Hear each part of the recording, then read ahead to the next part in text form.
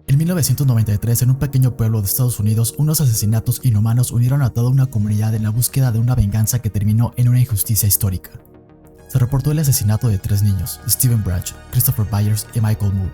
Sus cuerpos fueron encontrados sin vida en un arroyo en un bosque en West Memphis, Arkansas, y uno de los niños tenía rastros de mutilación.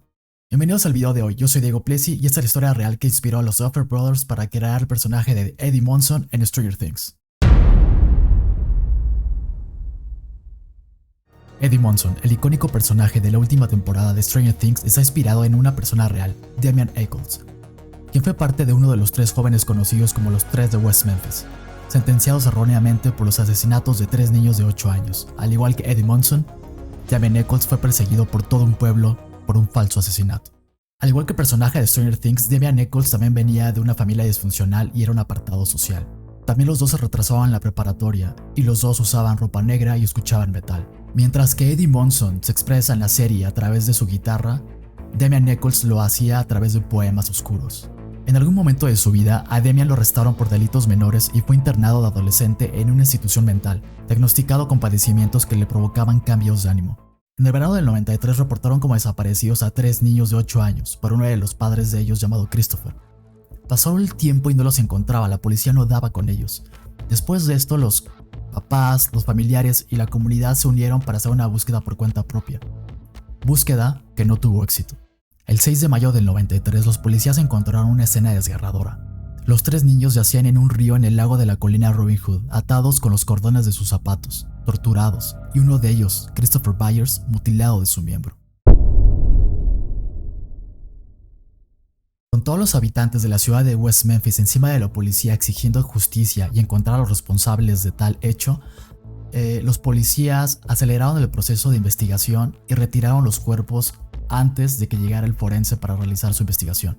Al acelerar el análisis de la escena del crimen, la policía no tenía la suficiente información con la cual continuar con la investigación. Y esto ocasionó algo muy importante: no tenían ADN que investigar. Al no tener evidencia, se encajó muy bien un movimiento que se desarrolló en los 80s y 90s, el llamado pánico satánico. Los estadounidenses estaban fascinados con la idea del satanismo y lo oculto.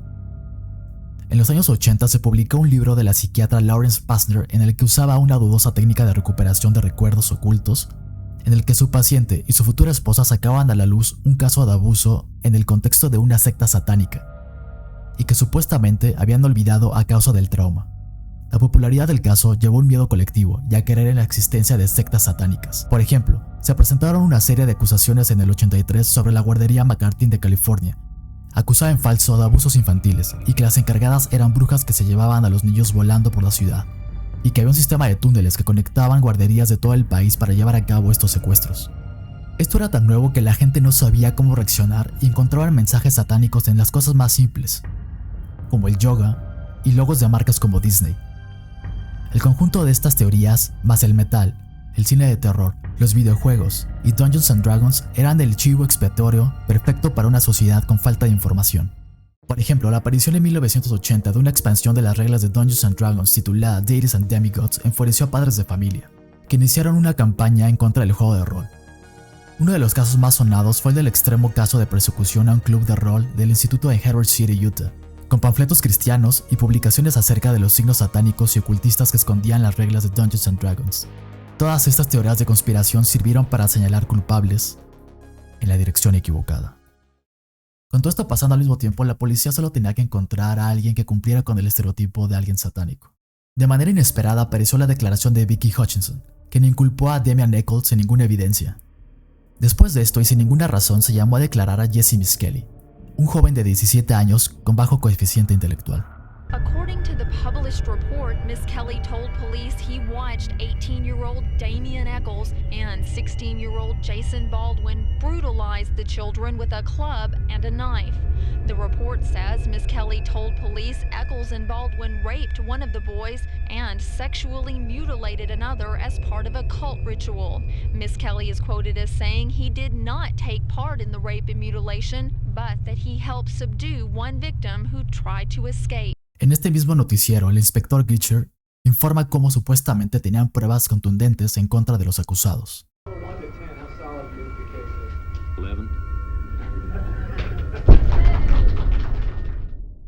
En este momento los 3 chicos de West Memphis ya estaban recibiendo todo el odio del pueblo. De hecho, llegaron a recibir amenazas de muerte. Gran parte de todo este odio que recibían por parte del pueblo fue a causa de los señalamientos de Vicky Hutchinson y las declaraciones de Miss Kelly. Miss Kelly fue interrogado por más de 12 horas. No hay muchas evidencias, no hay registros más que aproximadamente 10 minutos del interrogatorio donde se ven que las preguntas que hacían estaban diseñadas para llevarlo hacia un cierto tipo de respuestas y estaban todo manejándolo para que él dijera lo que los policías querían escuchar. Al final de las 12 horas, Miss Kelly se inculpó a él mismo, inculpó a Damian Echols y a Jason Baldwin. Durante el juicio de Miss Kelly, Richard Ofshe, experto en confesiones falsas y coacción policial y profesor de sociología en UC Berkeley, testificó que la breve grabación del interrogatorio de Miss Kelly era un ejemplo clásico de coacción policial. Los críticos también han declarado que las diversas confesiones de Miss Kelly eran en muchos aspectos inconsistentes entre sí. El tribunal lo condenó a cadena perpetua, más 40 años de prisión.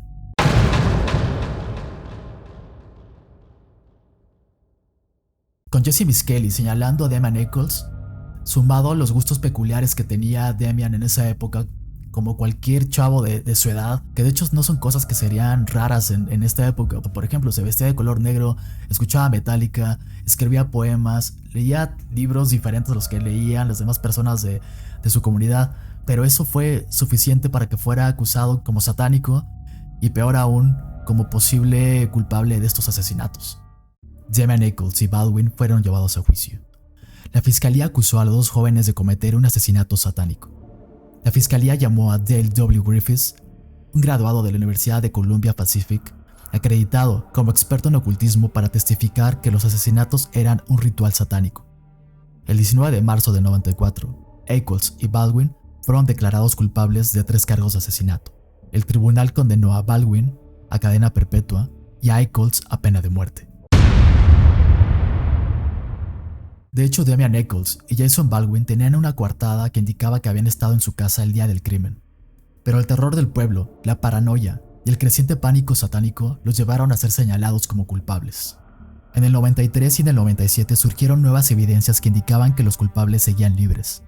En 1993, a John Mark Byers, el padre adoptivo de la víctima, Christopher Byers, le fue encontrado un cuchillo con sangre. Byers inicialmente afirmó que el cuchillo nunca se había usado. Sin embargo, después de que se encontró sangre en el cuchillo, declaró que lo había usado solo una vez, para cortar carne de venado. Cuando le dijeron que la sangre coincidía con su tipo de sangre y el de Chris, Byers dijo que no tenía idea de cómo esa sangre podría haber llegado al cuchillo.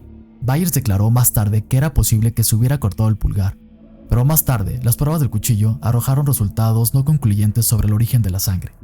En 1997, Echols, Miss Kelly y Baldwin presentaron huellas de sus dientes a la policía de West Memphis. Estos se compararon con las supuestas marcas de mordeduras en la frente de una de las víctimas, Stevie Branch, pero no se encontraron coincidencias. Nada de esto se mencionó en el juicio original.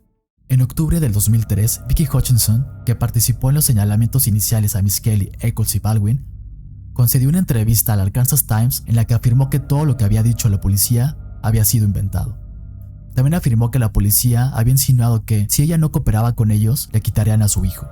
Años más tarde, Johnny Depp, junto a Winona Ryder y más celebridades, levantaron un movimiento para generar conciencia sobre los malos manejos del juicio de los 3 de West Memphis. So I'm not very good at this kind of thing, so if we can all imagine this is our journal. One day in our life.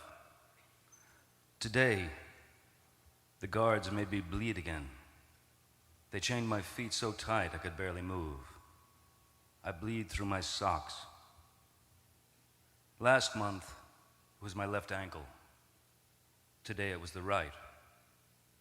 When I wash the soap, burns like fire. But I have to keep my ankles clean because I don't have any alcohol or peroxide.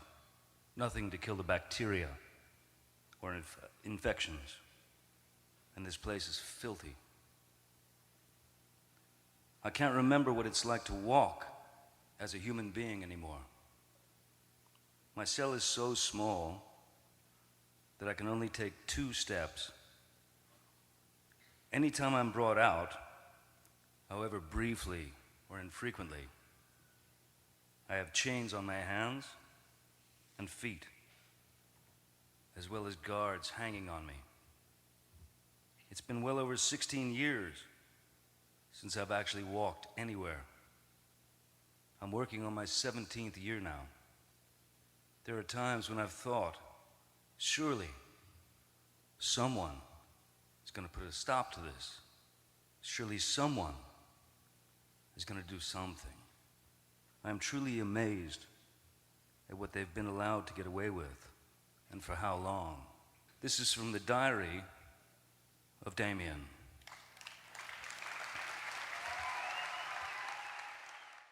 Y así, el 4 de noviembre de 2010, la Corte Suprema de Arkansas ordenó a un juez analizar todas estas pruebas para ver si podían ser exonerados los tres de West Memphis.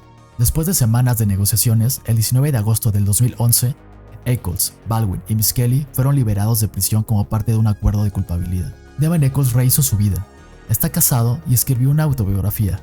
También ha colaborado con Pearl Jam escribiendo una canción y con Peter Jackson para la película West of Memphis. La paranoia, la desinformación y el odio son los verdaderos protagonistas de esta historia, que fueron capaces de nublar la razón humana y llevar a las personas a tomar decisiones absurdas, como en el caso de los tres de West Memphis, cuyo único pecado era tener el pelo largo, vestirse de negro y escuchar a Metallica, en un pueblo donde esto los hacía diferentes.